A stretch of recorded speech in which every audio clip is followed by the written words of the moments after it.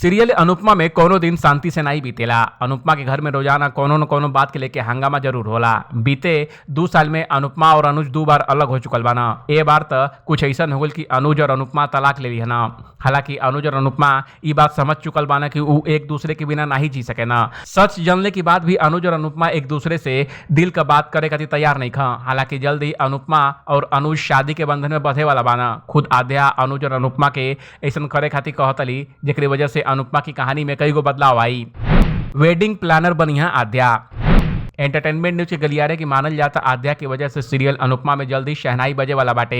ऐसे में आद्या अनुज और अनुपमा की शादी की तैयारी शुरू कर देतली। अनुज और अनुपमा की शादी के परफेक्ट बनावे खातिर आद्या काफी पापड़ बेले ली। आद्या ए बार बेटी भइले के सारा फर्ज निभावे वाला बाली। अनुज और अनुपमा की पीठ पीछे साजिश रची आद्या।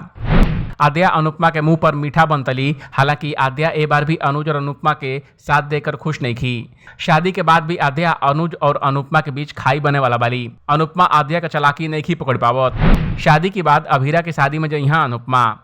आपके जान के हैरानी हुई कि शादी की बात सुन के अनुपमा घबरा जाली। पहले तो अनुपमा शादी का तिहा नहीं बोलेली। हालांकि अनुज के समझौले के बाद अनुपमा मान जाली। अनुपमा रह रही के अपन अतीत याद करेली। हालांकि सब कुछ भुला के अनुपमा आगे बढ़ने की कोशिश करी। अपनी शादी से निपट के अनुपमा सीरियल रिश्ता का कहलाता है में एंट्री करे वाला बाली।